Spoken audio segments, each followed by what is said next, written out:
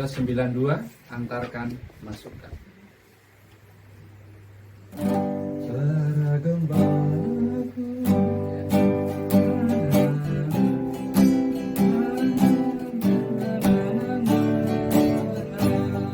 Iya. Suara gembalaku dengar dari tempat yang tak tenang.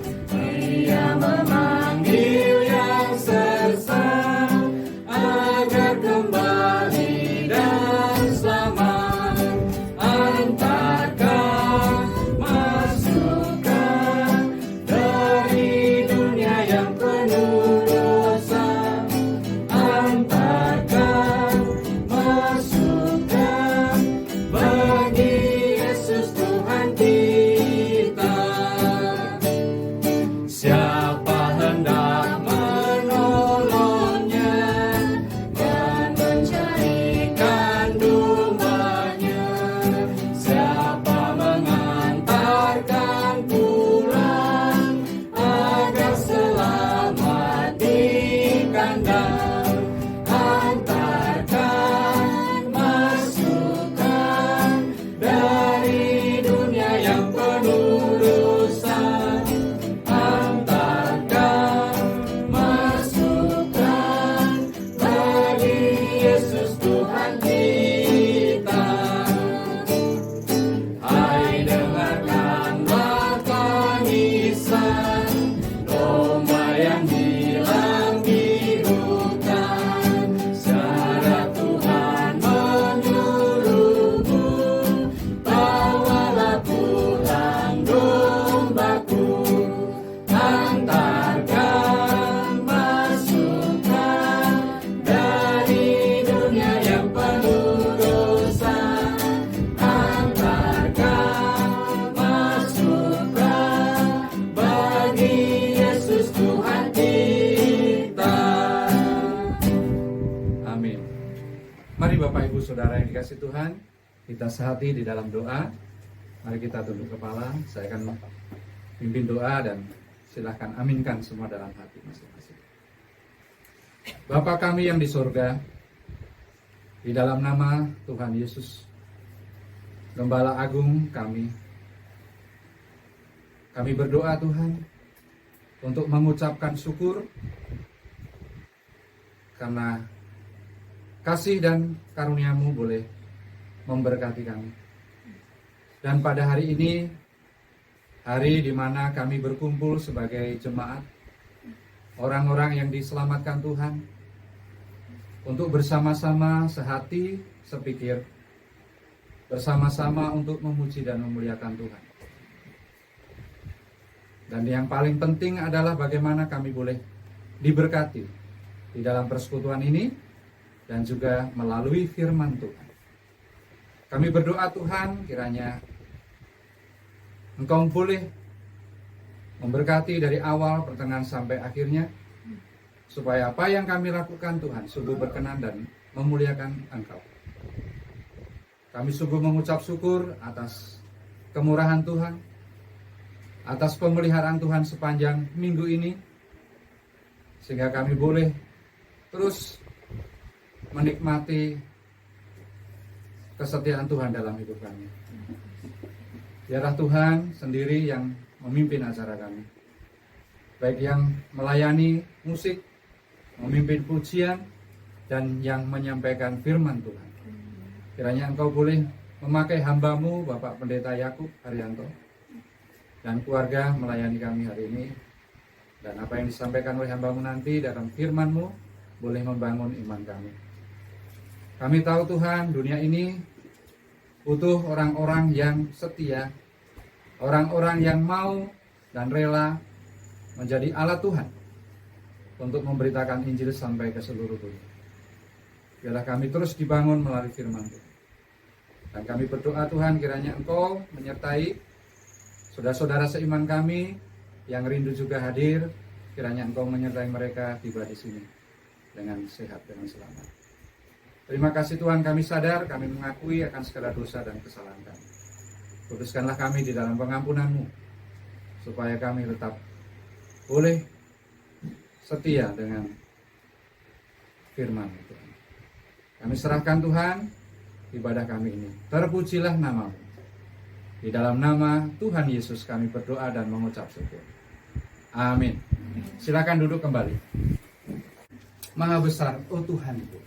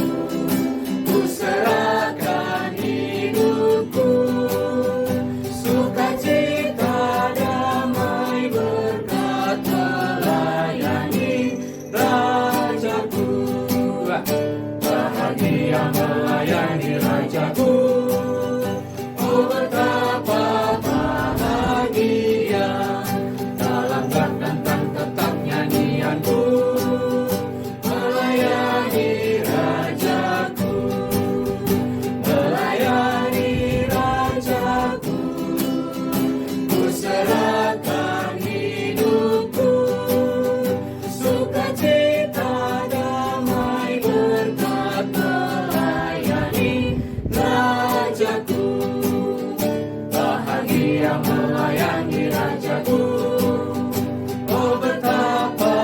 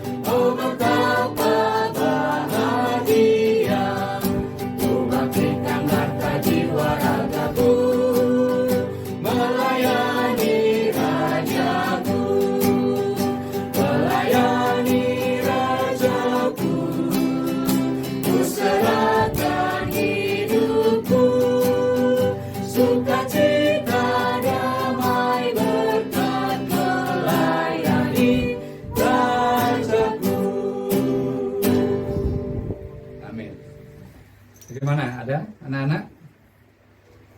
Ayo, Iya. Jose, Piel, sama Raymond. Gak apa-apa itu. Ya, ayo maju ke depan. Sini. Iya, Mam.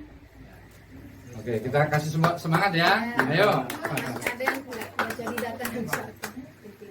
Ayo, Ayo, gandeng. Mam. Bapak, ayo ikut. Ya, Ini. Pak. Oh, ya, Pak. Sini. Yuk. Ayo kita nyanyi yuk.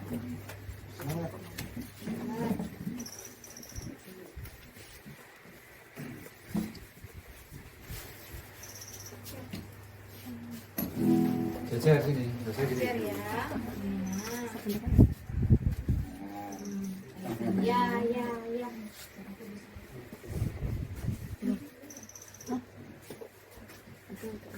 Lagi ya, ya.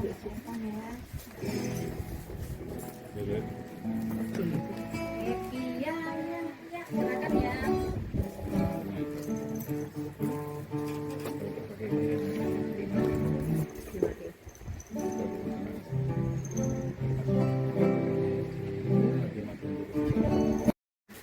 Baik, waktu dan tempat saya mengundang Bapak Pendeta Yakub untuk melayani kita firman Tuhan hari ini. Silakan.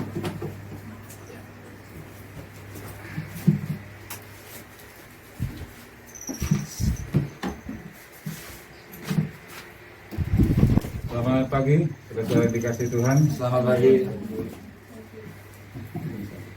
Kompak. Baik, saya akan membaca ayat 1. Pada masa itu sampailah berita-berita tentang Yesus kepada Herodes, raja wilayah. Lalu ia berkata kepada pegawai-pegawainya, inilah Yohanes Pembaptis, dia sudah bangkit dari antara orang mati, dan itulah sebabnya kuasa-kuasa itu bekerja di dalamnya.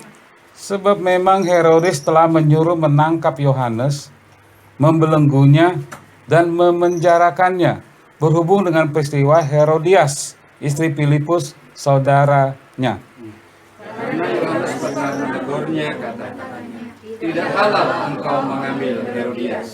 Herodes ingin membunuhnya, tetapi ia takut akan orang banyak yang memandang Yohanes sebagai nabi. Tetapi pada hari ulang tahun Herodes, menarilah anak perempuan Herodias di tengah-tengah mereka dan menyukakan hati Herodes. Sehingga Herodes bersumpah akan memberikan kepadanya apa saja yang dimintanya. Maka setelah dihasut oleh ibunya, anak perempuan itu berkata, berikanlah aku di sini kepala Yohanes Pembaptis di sebuah talam. Lalu sedihlah hati raja, tetapi karena sumpahnya dan karena tamu-tamunya diperintahkannya juga untuk memberikannya. Disuruhnya memenggal kepala Yohanes di penjara. Dan kepada kepala Yohanes itu pun dibawa orang di sebuah talam, lalu diberikan kepada gadis itu. Dan ia membawa kepada ibunya. Sampai sini saja. Saudara yang dikasih Tuhan, ada seorang peneliti yang bertanya kepada seorang arsitek. Pertanyaannya begini, 2 ditambah 2 sama dengan, pasti jawaban yang mudah ya, 2 ditambah 2 sama dengan, arsitek itu kaget ya, pertanyaannya begitu mudah dan ringan. Dan arsitek itu berkata 2 tambah 2 sama dengan 4. Lalu peneliti itu pergi ke tempat lain. Dia bertanya juga kepada seorang pilot. 2 ditambah 2 sama dengan, itu jawaban yang mudah, 4. Nah, kemudian peneliti itu sekarang bertanya kepada seorang pengacara. Dia tanya kepada seorang pengacara, Pak, 2 ditambah 2 sama dengan, pengacara itu kemudian diam sebentar. Dia lirik kiri kanan, ya. Lalu dia bilang, gimana kalau ditutup pintunya supaya jangan ada yang dengar. Kemudian pengacara itu mendekati si peneliti itu berkata, sebenarnya kamu ingin saya jawab apa? Tergantung Anda. Seorang pengacara itu akan menjawab sesuai dengan apa? Permintaan. Itu si pengacara itu hal yang benar bisa dijadikan salah. Yang salah bisa dijadikan benar. Tergantung dari kemauan orang itu. Saudara yang dikasihi Tuhan, sebenarnya kita bisa saja menganggap sikap si pengacara itu salah dan jelek ya. Sebenarnya itu hal yang umum. Kita dapat tergoda untuk melakukan hal yang sama ketika kita sampai pada kebenaran. Kalau kita memiliki kebenaran, tetapi masalahnya orang-orang tidak mau mendengar kebenaran. Orang akan menjadi tersinggung ketika kita berbicara kebenaran. Ya, satu hari saya diberitahu resleting celana saya terbuka. Dan orang itu bicara terus terang kepada saya, Pak, resleting celana Bapak terbuka. Wah, saya marah. Saya harusnya berterima kasih ya, tapi saya tersinggung karena saya malu. Artinya tidak semua orang senang mendengar kebenaran. Kalau badan kita kurus, kita nggak senang orang bilang kita kurus, bukan? Kalau badan kita terlalu gemuk, saya nggak senang orang bilang, oh kamu gemuk hari ini. Aduh, sakit hatinya di sini ya. Padahal itu kebenaran. Ketika saya timbang berat badan saya, wah sudah naik 5 kilo ya. Betul, betul. Apa yang dikatakan itu betul. Saya memang gemuk. Tapi mengapa saya tersinggung? Itu sifat banyak orang ya. Saudara, memang Alkitab mengatakan di dalam Efesus pasal 4 bahwa kita seharusnya berbicara kebenaran dalam kasih. Kebenaran di dalam kasih. Tapi jujur, ini tidak mudah untuk dilakukan. Tidak mudah. Karena apa? Karena ada orang yang fokus pada kebenaran, berbicara kebenaran, dan meninggalkan kasih. Dia tidak peduli dengan kasih. Yang penting aku benar. Ada yang fokus itu ya. Tapi ada juga yang lain fokus pada kasih. Tidak peduli dengan kebenaran. Jadi saudara, Alkitab mengatakan kepada kita harusnya berbicara kebenaran di dalam kasih. Ngomong-ngomong, Anda perlu tahu, sebenarnya waktu kita berbicara kebenaran itu sendiri, itu adalah kasih. Karena waktu kita berbicara kebenaran, semua itu adalah kasih. Memang salah satu hal terbaik dan paling penuh kasih yang pernah Anda lakukan kepada orang lain adalah jujur. Jujur itu benar ya. Tidak seperti pengacara itu. 2 tambah 2 dia tahu. Jawaban yang jujur adalah 4. Tapi dia bertanya, kamu maunya apa? Ya, kamu inginnya apa? Jadi mengatakan yang sebenarnya kepada mereka, kepada orang lain, maka itu merupakan sesuatu yang sulit. Karena kita dituntut jujur. Dalam Salomo pasal 3, maksudnya Salomo dalam Pengkhotbah pasal 3, dikatakan bahwa ada waktu untuk berdiam diri, ada waktu untuk berbicara. Jadi saudara yang dikasihi Tuhan, kebenaran di dalam kasih adalah kita berbicara tepat pada waktunya. Berbicara pada waktunya. Jangan suami udah kepanasan di jalan ya, pusing, capek, lelah, kurang tidur, ya sampai di rumah, bukannya dia suruh duduk dulu, kena kipas dulu ya, kalau perlu sedori kopi dulu. Ini langsung belum aja masuk ruang pintu misalnya, istri sudah bilang, Pak, hari ini aku kesal sekali. Kenapa? Garam gak ada di dapur. Hari ini aku kesal sekali. anak bikin ulah, pusing. Memang dia berbicara terus terang, tapi belum waktunya. Ada waktunya berdiam diri, ada waktunya berbicara. Itu yang dinasihati oleh si pengkhotbah ya. Nah, saudara yang dikasihi Tuhan, Samuel berpikir sudah waktunya dia berbicara ketika dia menghadap Raja Saul. Kita juga melihat bahwa Daniel sudah waktunya berbicara ketika dia harus menghadap Raja Belsasar. Kemudian Nathan berpikir untuk sudah waktunya berbicara ketika dia mengarahkan jarinya ke Raja Daud karena perzinahannya. Jadi saudara, ada waktunya berdiam diri, ada waktunya berbicara. Nah, sekarang kita melihat dalam Yohanes 14 ini, ya. Ini mengajar kepada kita tentang apa yang dilakukan oleh Yohanes Pembaptis.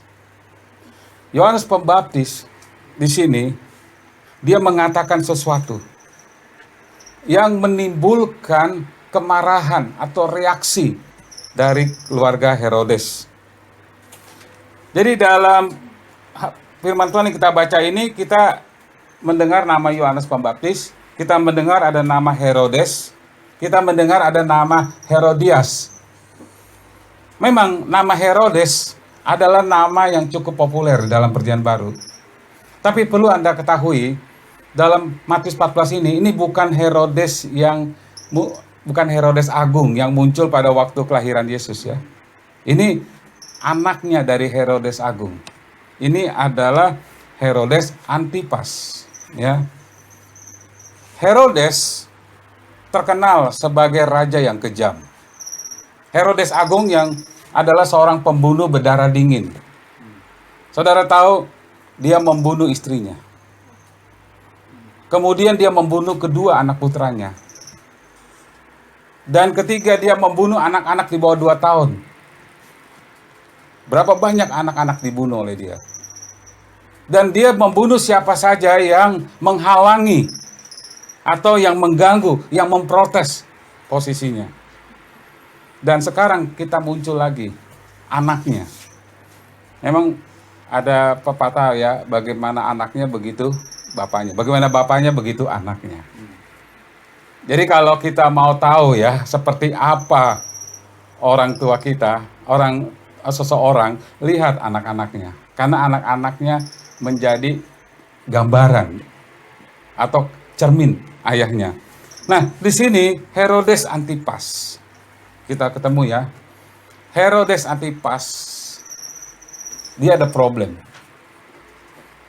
Dia mengambil istri dari saudaranya, Herodes Filipus. Jadi dia jatuh cinta kepada istri saudaranya, yaitu Herodias namanya. Dan sementara Herodes sendiri sudah punya istri, Herodes Antipas. Nah, dia merayu Herodias. Dan Herodias juga, saudara, bukan wanita yang baik-baik ya. Coba Anda bayangkan, ibu mana yang menyuruh anaknya menari-nari di depan raja, menari telanjang, hanya untuk mencapai keinginannya.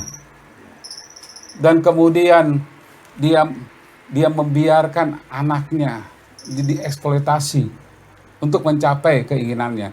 Jadi Herodias bukan orang baik. Dan ini yang disukai oleh Herodes Antipas.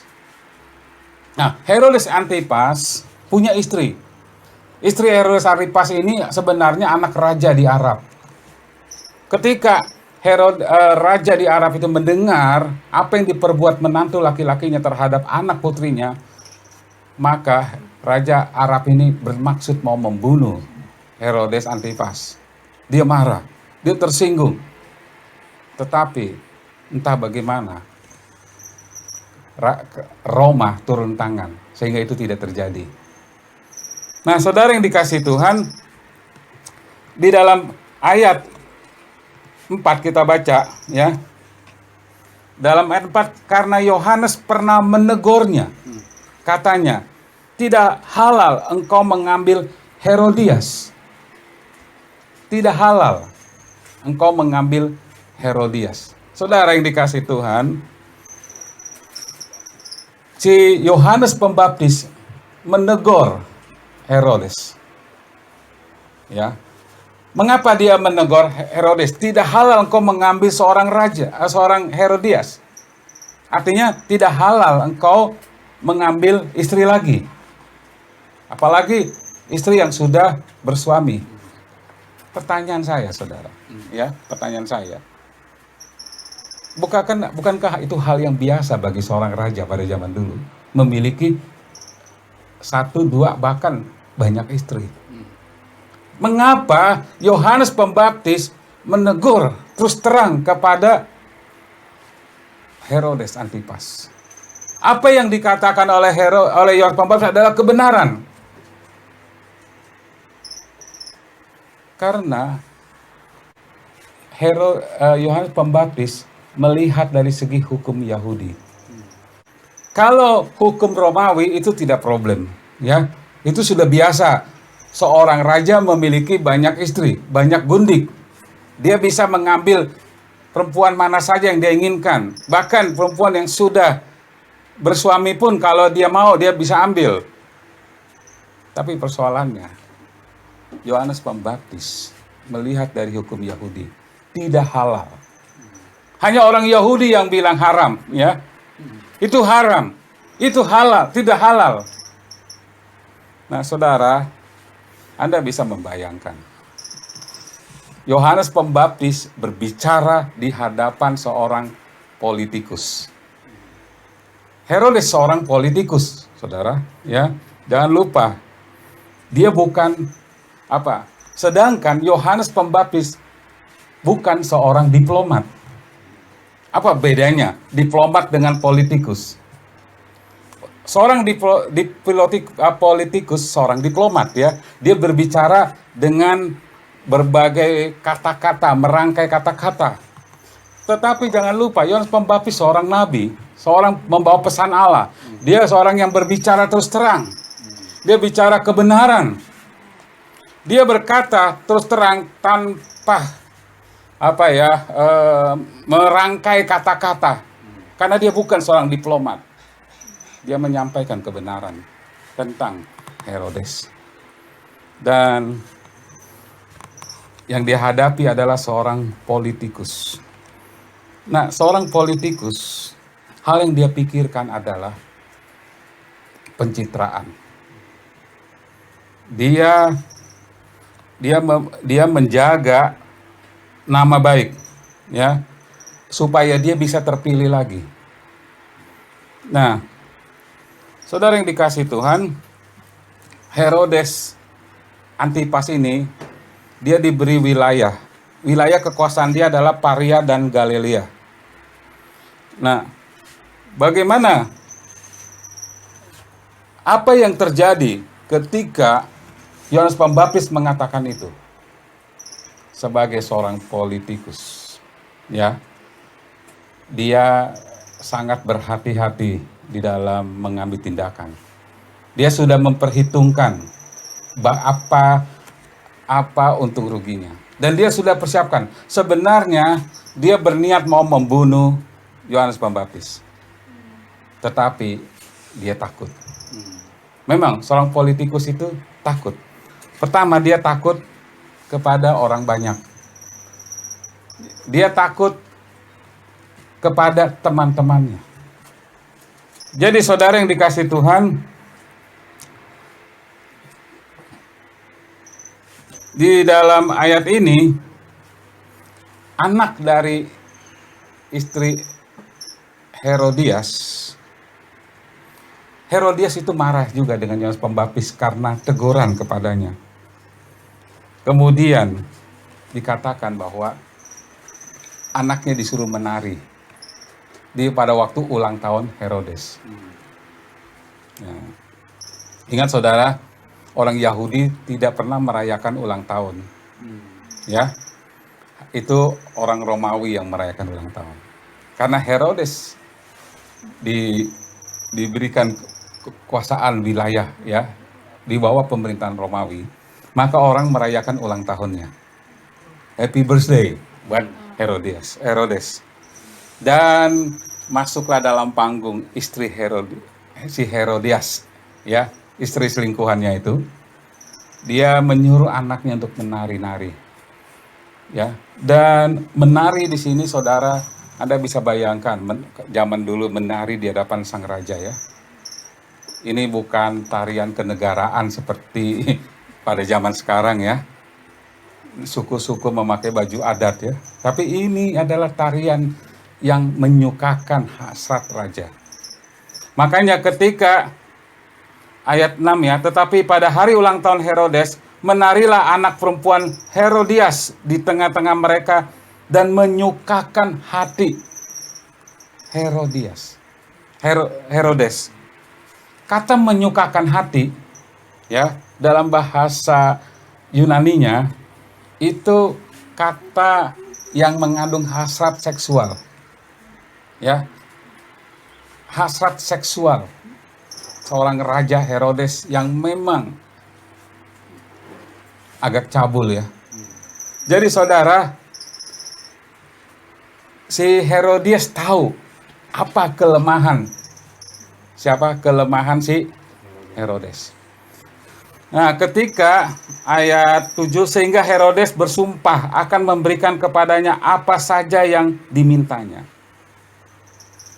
Ya, Herodias tahu persis siapa suaminya ini, ya, apa kelemahannya. Saya pikir yang tahu seorang laki-laki adalah istrinya. Dia tahu persis. Kadang-kadang sulit untuk dikatakan, untuk memberi penilaian, karena dia tahu apa yang menjadi kelemahan suaminya dan apa yang menjadi kesukaan suaminya, ya. Jadi kalau dikatakan istri tidak bisa menggembirakan suaminya, itu bohong ya. Pasti dia tahu. Saya saja kalau dikasih cucur gulung, saya udah ketawa. Dia tahu ya, istri saya belikan cucur gulung, itu kesukaan saya, ya kan? Pasti siapa yang tidak senang ya kalau kita ditawarkan sesuatu yang kita sukai, ya, gitu. Dan itulah cara untuk menyenangkan ya. Tetapi cara yang baik, itu cara yang baik kalau kita mau menyenangkan orang lain. Tetapi kalau kita menggunakan cara itu untuk memanipulasi, ya, itu yang bahaya sekali, ya. Saya tahu kelemahan Pak Nur misalnya ya, dan saya tahu apa yang dia sukai. Karena saya ada maksud kepada Pak Andreas, Pak Nur, maka saya akan menyodorkan sesuatu yang menyenangkan dia. Nah, ketika dia senang, dia seperti orang mabuk, dia akan nurut, ya, apa yang saya harapkan, apa yang saya inginkan. Memang saudara, inilah perbedaannya politikus dengan seorang hamba Tuhan, ya. Memang bahaya kalau hamba Tuhan terlalu berfilsafat ya. Saya melihat hamba Tuhan itu tahu banyak psikologis, tahu banyak. Akibatnya dia bisa berkata-kata rohani dengan maksud tidak rohani. Itu sering saya temukan ya. Kenapa? Karena dia terlatih untuk itu. Tapi Rasul Paulus berkata, saya melayani, saya sebagai hamba Tuhan, saya tidak pernah bermulut manis. Atau dengan maksud tersembunyi. Artinya, seorang hamba Tuhan itu dengan hati nurani yang murni berbicara terus terang tentang kebenaran. Walaupun dengan senyum, ya. Saudara bisa berbicara kebenaran dalam senyum, ya. Saudara bisa berbicara terus terang, tapi dengan senyum. Ya, apa adanya. Memang ini tidak mudah untuk dilakukan. Karena orang sudah pasang kuda-kuda ya. Waktu kita mau mengatakan yang sebenarnya.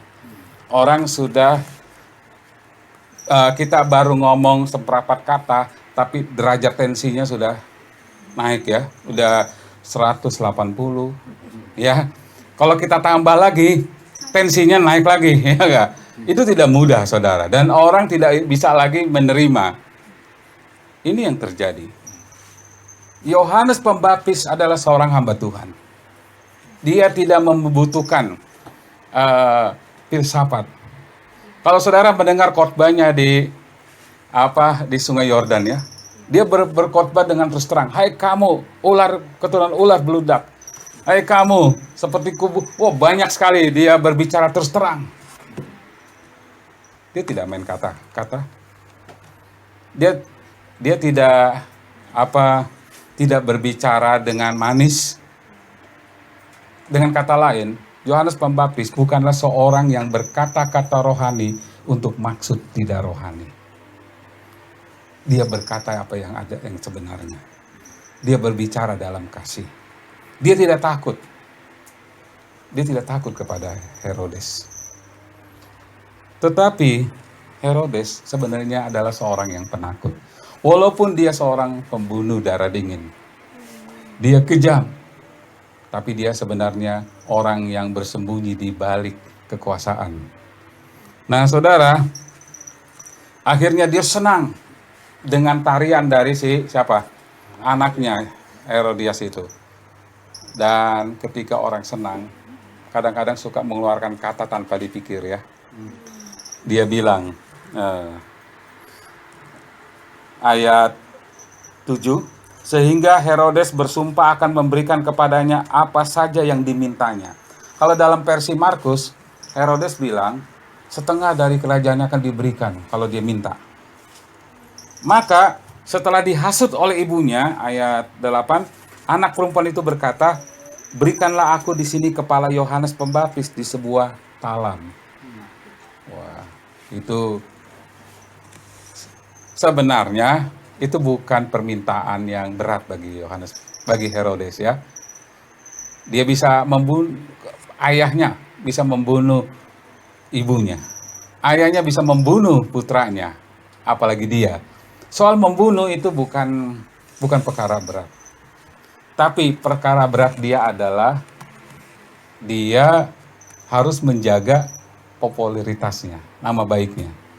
Nah, di sini dalam ayat 9, lalu sedihlah hati raja. Tapi jangan lupa, Herodes sedih mendengar itu, tapi dia tidak bertobat.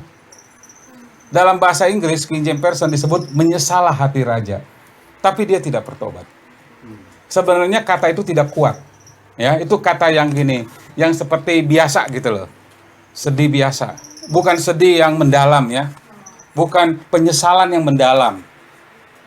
Ya, cuman orang seperti gini, kalau melihat orang kesusahan hanya bilang, oh kasihan. Tapi sudah ngomong kasihan, minum kopi, ketawa-ketawa, ya kan? Bukan kesedihan yang mendalam, ya. Seperti gini, ada orang meninggal, kita sering mengucapkan ini, saya turut berduka cita.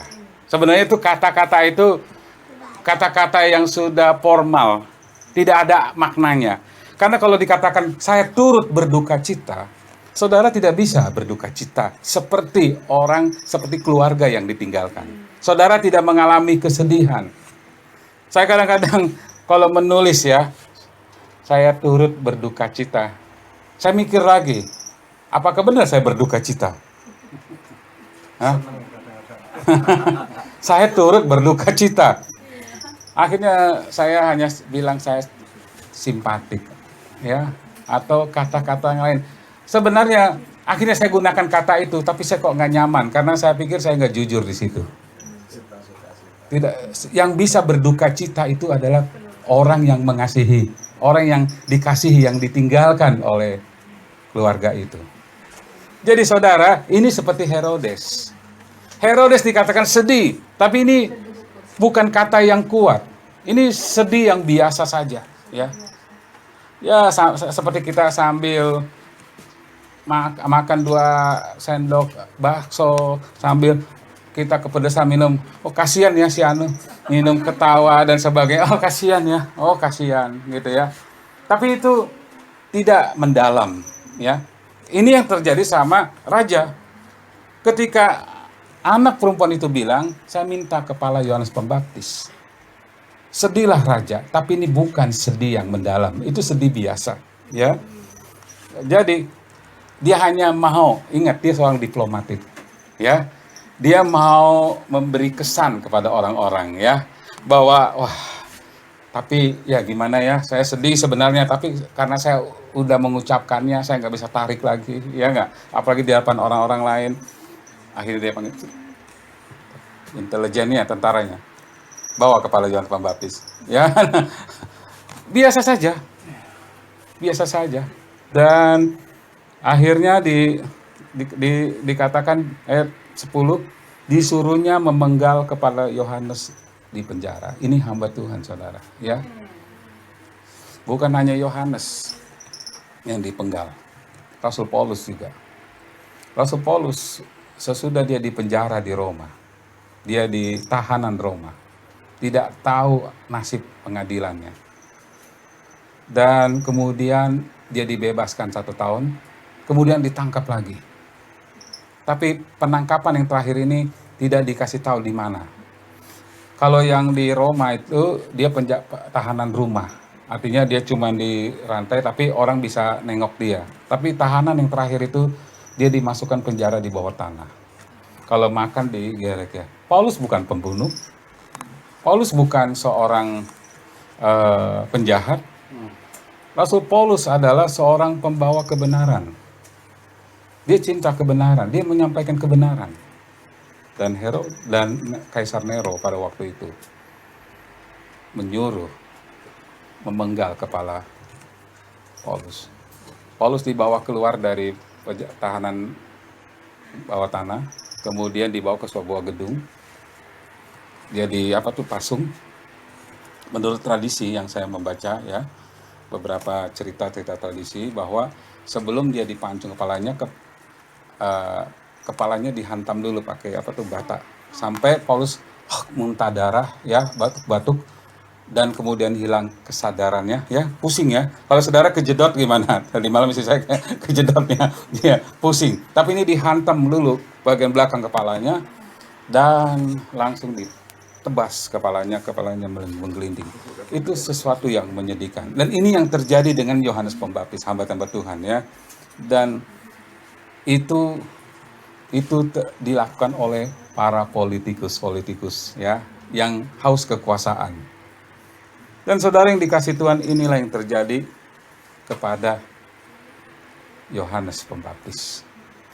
Dan Herodes memang kalau dengar nama Yesus, Herodes itu sangat dia punya rasa bersalah yang sangat dalam.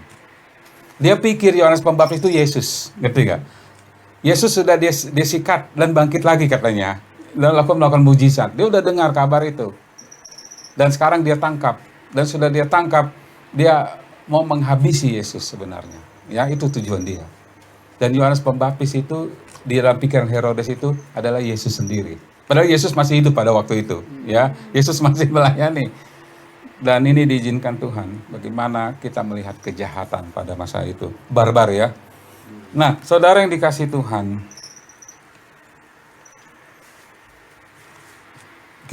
Saya akan membahas sedikit tentang Herodes sekali lagi ya. Herodes adalah orang yang memiliki ketakutan. Dia takut Yesus. Di ayat 2 dia takut istrinya. Itu yang dia takut Yesus, dia takut istrinya. Ya. Yang ketiga, Herodes dia takut orang banyak di ayat 5. Herodes dia takut teman-temannya di ayat 9. Dan menurut Lukas 6, Herodes sebenarnya takut sama Yohanes Pembaptis. Jadi sebenarnya Herodes seorang penakut. Ya. Dan Anda harus tahu, ketakutan adalah motivator yang buruk. Kalau Anda membuat penilaian dan keputusan dan menjalani hidup Anda dengan rasa takut, Anda akan terus-menerus membuat keputusan yang buruk. Keputusan yang diambil dari rasa takut yang terus-menerus, Anda akan mengambil keputusan yang buruk. Dan dia membuat daftar lengkap dari mereka. Jadi, politisi ini akan melakukan hampir apa saja untuk terpilih. Dan begitu dia dipilih, dia akan melakukan apa saja untuk tetap berkuasa, supaya melindungi rasa takutnya. Di sisi lain, Yohanes Pembaptis juga memiliki rasa takut. Tetapi ketakutan yang dimiliki oleh Yohanes Pembaptis adalah jenis ketakutan yang baik. Kenapa saya katakan ketakutan Yohanes Pembaptis adalah ketakutan yang baik? Karena Yohanes Pembaptis memiliki rasa takut akan Allah. Takut akan Allah. Alkitab berbicara begitu banyak tentang mengapa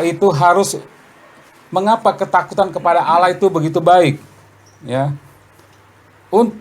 Karena takut akan Allah artinya kita memiliki rasa hormat kepada Allah. Herodes tidak takut kepada Allah. Herodes termakan oleh atau dikendalikan oleh ketakutan manusia. Tapi tidak demikian dengan Yohanes Pembaptis. Oleh karena itu, Herodes melakukan apa yang dia lakukan dan mengatakan apa yang dia katakan. Saudara, ketakutan membuat orang mengambil keputusan yang buruk. Kalau saudara dicekam rasa takut, rasa bersalah yang terus-menerus, sebaiknya saudara bereskan itu dengan Tuhan.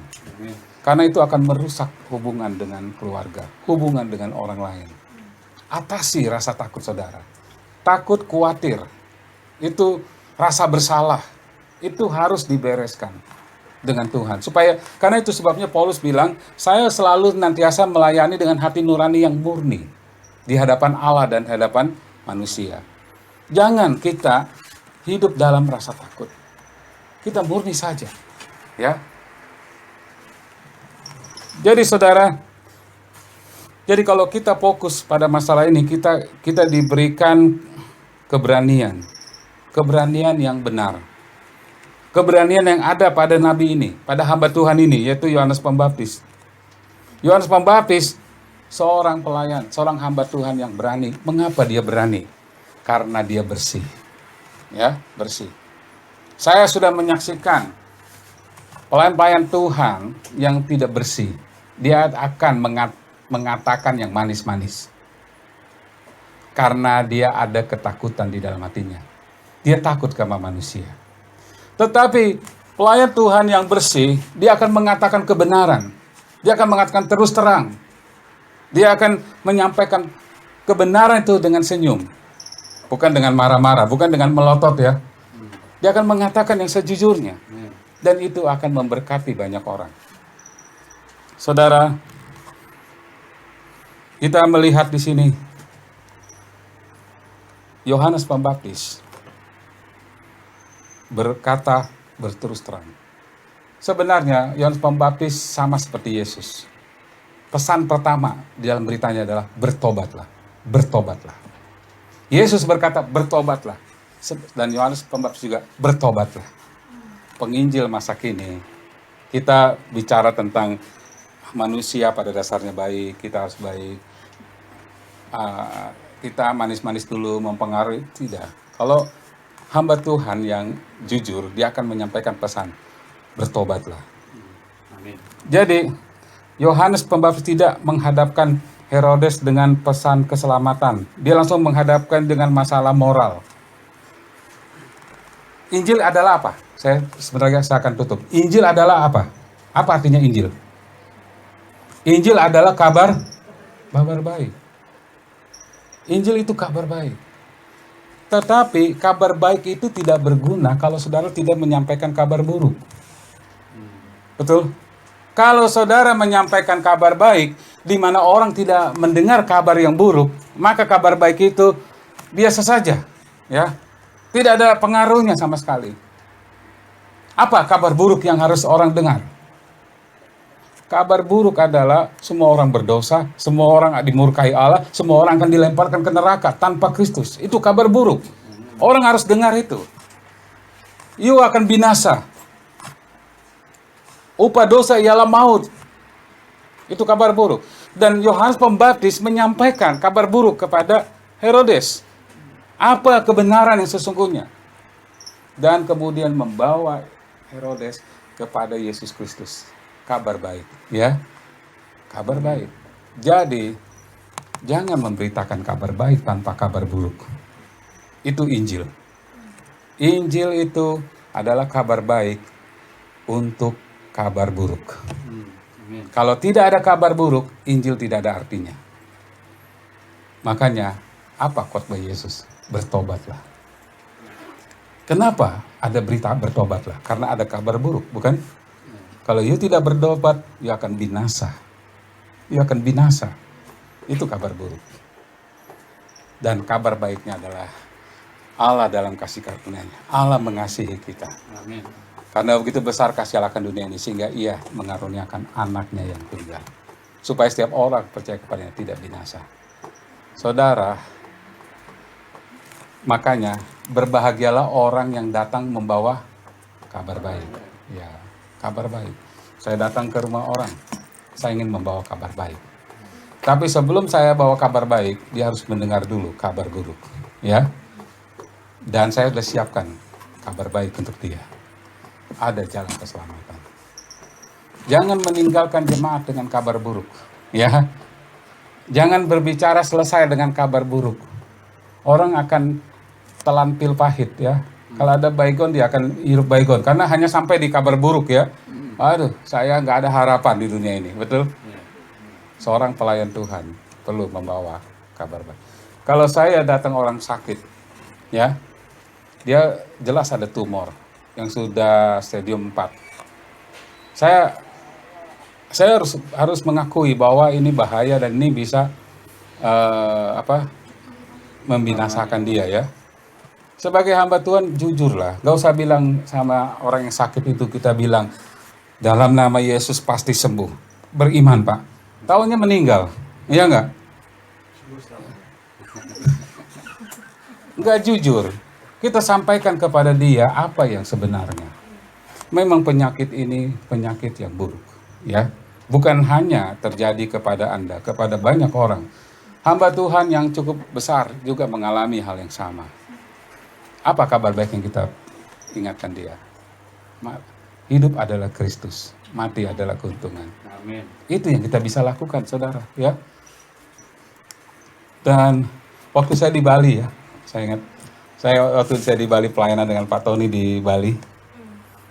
Di situ ada seorang bapak yang pemilik hotel, ya. Dia tadinya Kristen, sekarang dia sudah tidak percaya Yesus lagi. Alasannya karena mamanya sakit. Banyak hamba Tuhan datang ke situ, menengking, berdoa, menengking, tapi akhirnya meninggal. Didoakan bukan makin baik, makin buruk, ya. Dia udah pasrah, dia udah percaya dengan kabar baik yang disampaikan hamba Tuhan. Tapi kalau meninggal, ngapusi toh, Pak.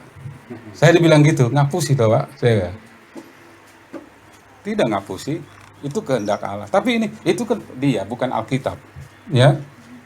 Kita jujur mengatakannya. Kalau Tuhan berkenan, kalau Tuhan berkehendak, Bapak sembuh, pasti sembuh. Kalau itu kehendak Tuhan. Tapi kalau bukan kehendak Tuhan, Allah punya rencana yang baik. Kalau Bapak sudah percaya Yesus Kristus, hidup adalah Kristus dan mati adalah keuntungan. Tergantung hidup Anda. Hidup untuk harta, mati adalah kerugian. Karena waktu kita meninggal, kita nggak bawa harta kita. Ada di sini yang meninggal bawa sertifikat tanah? Nggak ada, kan? Nggak ada yang bawa di sini meninggal bawa ijazah? Tidak ada, kan? Kita tidak dalam telanjang kau dilahirkan dan telanjang pula aku kembali, kan? Jadi kita sampaikan kabar baik. Hidup adalah Kristus, mati adalah keuntungan. Mengapa untung? Karena waktu kita mati, kita bersama dengan Tuhan yang hidup. Kita selama-lamanya. Tetapi kalau hidup adalah pangkat, jabatan, you mati, you hilang jabatannya. Ya kan? Itu tidak dibawa.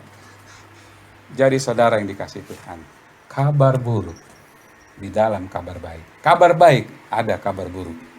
Itu harus diserahkan. Jadi jangan berikan air putih kalau orang nggak haus. Jangan tawarkan makan kalau dia nggak lapar ya. Karena dia harus lapar dulu, baru Anda sodorkan makanan. Kalau dia sudah kenyang dan apalagi dia mau diet, Anda paksa-paksa makan, ya kan? Marah dia jadinya ya, karena nggak akan dihargai. Usaha Anda akan sia-sia kalau Anda menawarkan makanan kepada orang yang sudah kenyang. Memberi makan itu kabar baik, saudara. Tapi harus kondisinya dalam kondisi lapar, ya kan? Demikianlah firman Tuhan kepada kita ya. Bicara kebenaran dalam kasih.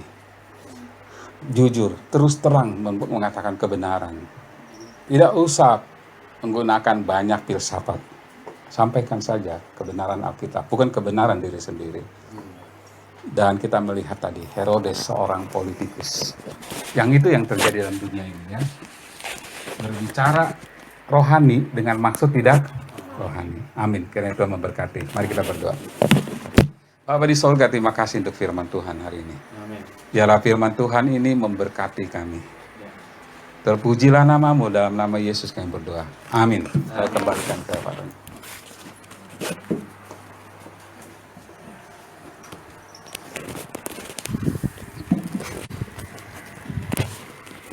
Amin. Apakah saudara diberkati? Amin. Jadi terima kasih Bapak Pendeta Yakub yang ditemani Ibu dan Denis berkali-kali mengunjungi kami. Jadi Pak Yakub adalah gembala di mana gereja mengutus kami di sini. Jadi kami itu utusan gereja di mana Pak Yakub ini melayani sebagai gembala. Jadi saya menjadi utusan gereja atau utusan Injil dari jemaat GBI Malioboro, Jogja. Kalau di sini GBI Kudus, ini Kota Kudus. Ya. Nyanyi satu pujian dan kita akan berikan persembahan kita kepada Tuhan. Ya.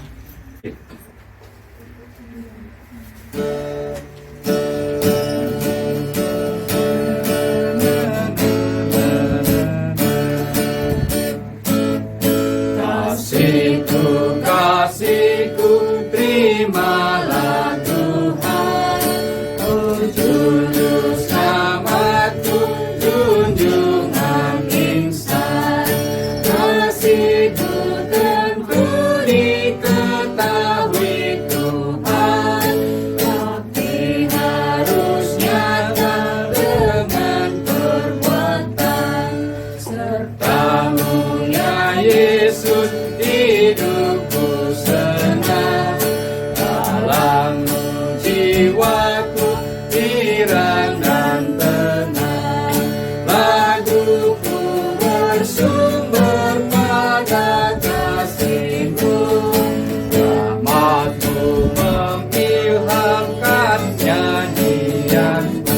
Tak ada bandingnya juru selamatku, kasihnya mendorong aku selalu menyanyi memuji Sang Raja mulia.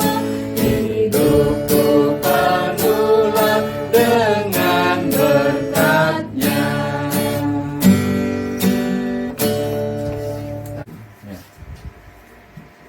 Allah Bapa kami yang kami sembah, kami puji, kita kami muliakan di dalam nama Tuhan Yesus Kristus. Kami bersyukur ya Tuhan atas firman-Mu yang sudah Tuhan sampaikan. Biarlah kami memahami dan juga menjiwai dan mendalami sedalam-dalamnya hati kami. Biarlah kebenaran yang kami kerjakan di dalam kasih, karena kami banyak yang memerlukan hikmat Tuhan. Dan Tuhan hikmat-Mu, pengetahuan-Mu sudah kami memahami, memberikan kekuatan dan kemampuan untuk mengerjakan kebenaran di dalam kasih. Terima kasih ya Tuhan Yesus, semua kami serahkan dalam tangan kuasa-Mu. Doa kami yang singkat dan biasa semua ini kami laporkan di dalam nama Tuhan Yesus Kristus. Haleluya. Amin.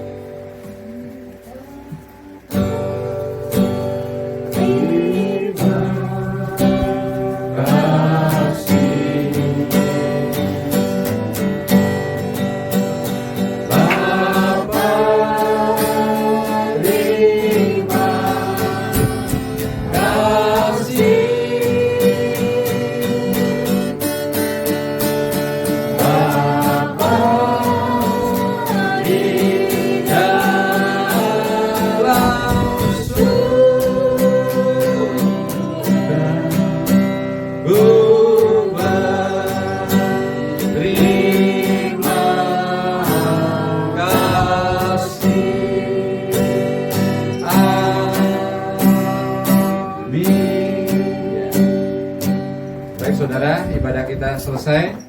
Saya harap saudara bisa tunggu sebentar karena tuan rumah menyediakan sedikit minuman dan sedikit makanan untuk santap bersama. Demikian kepada kita. Tuhan memberkati kita. Sedikit minuman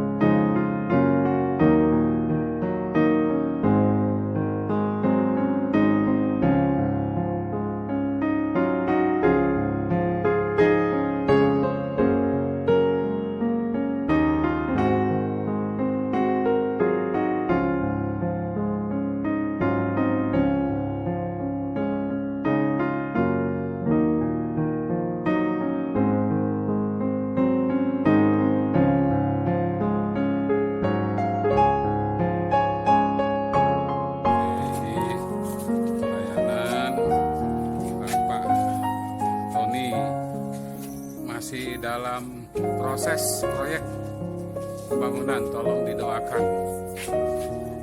Ini ruangan samping ya, Pak.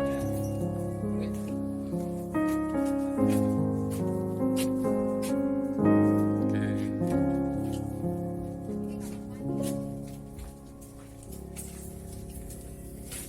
Kalau sudah, hanya belum diperang. Keramiknya aja.